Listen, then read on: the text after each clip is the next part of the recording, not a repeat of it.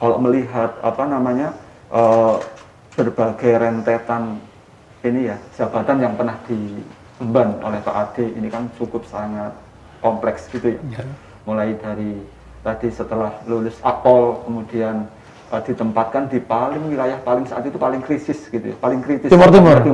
Nah, mungkin bisa diceritakan nih Pak Edi, ketika sudah baru lulus tapi langsung ditempatkan di posisi yang sebenarnya mungkin bagi apa namanya perwira muda itu sangat menantang gitu.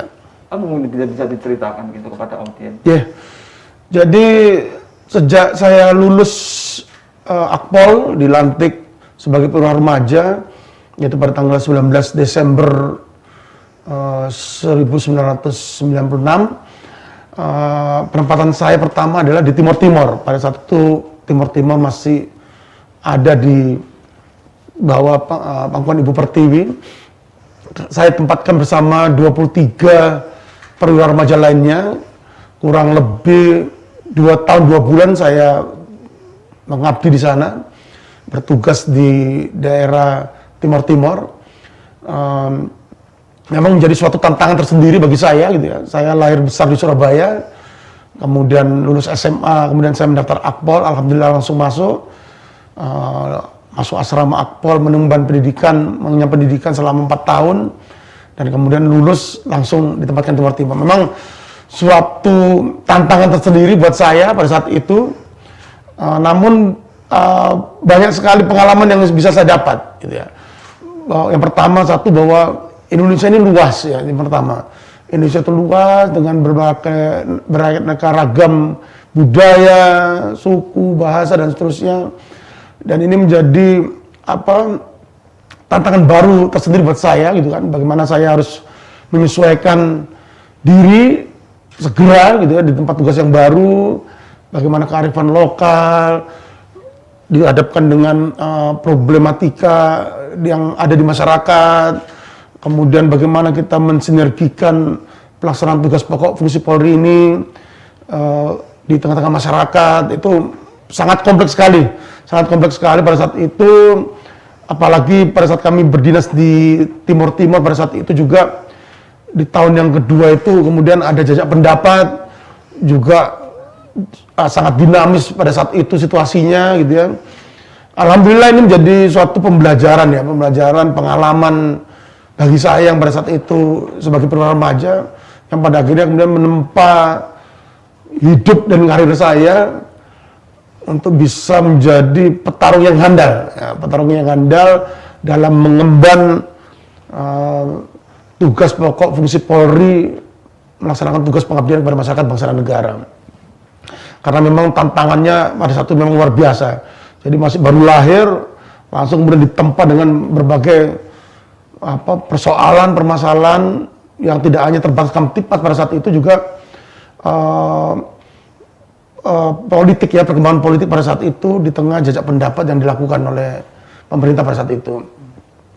Namun itu jadi pengalaman tersendiri buat saya gitu ya, untuk menempa diri saya terkait dengan tugas pengabdian saya di institusi Polri ini. Kemudian yang kedua, setelah saya berdinas di Timur Timur selama kurang lebih 2 tahun 2 bulan, kemudian saya ditempatkan ke Jawa Timur gitu ya.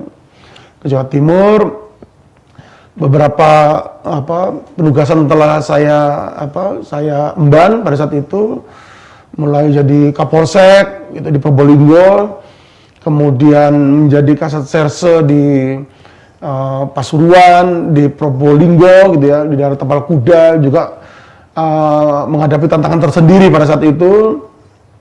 Dan kemudian tahun 2005 saya kembali melanjutkan pendidikan saya di Perguruan Tinggi Ilmu Kepolisian di Jakarta, di PT IKA Jakarta selama kurang lebih 2 tahun. Setelah itu kemudian saya ditempatkan di Polda Jawa Tengah. Polda Jawa Tengah.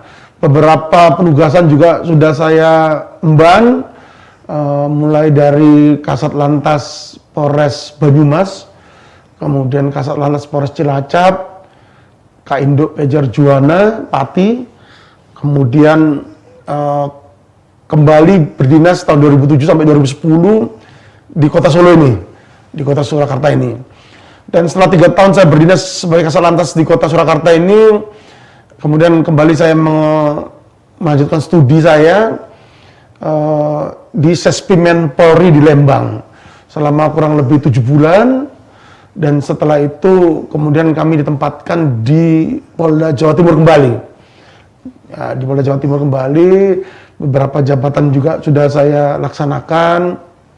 Tugas tanggung jawab itu mulai dari Kasubdit Keamanan Keselamatan, Direktorat Lalu Lintas Polda Jawa Timur, kemudian Kasubdit Penegakan Hukum, Ditlantas Polda Jawa Timur juga. Terakhir Jawa Timur adalah sebagai Kasubdit Rekiden, Ditlantas Polda Jawa Timur.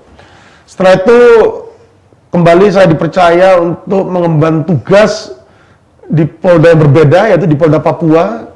2 jabatan sempat saya laksanakan, yaitu yang pertama sebagai Kabagdal Op, Biro Operasi Polda Papua, kemudian yang terakhir sebagai Kasubdit 4 Direktorat Reserse Kriminal Khusus Polda Papua. Setelah itu kemudian kembali saya ditempatkan lagi ke Polda Jawa Tengah kembali sebagai Kasubdit Wisata, Direktorat Pamopfit Polda Jawa Tengah. Kemudian sebelum saya Kapolres, menjabat sebagai Kasubdit 1 Keamanan Negara, Direktorat Reserse Kriminal Umum Polda Jawa Tengah. Baru kemudian di 2015 sampai 2017 saya dipercaya oleh institusi untuk menjabat sebagai Kapolres Karanganyar. Menjaga lereng Lawu tadi kata Mas. Menjaga lereng Lawu hampir 1 tahun 5 bulan. Beberapa tantangan pada saat saya menjadi Kapolres, pada saat itu cukup dinamis gitu ya. Beberapa pengungkapan kasus yang berhasil kita ungkap pada saat itu, diantaranya terkait dengan aksi kekerasan yang terjadi di Tawangmangu pada saat itu, di Ksar Mapala. Alhamdulillah tuntas.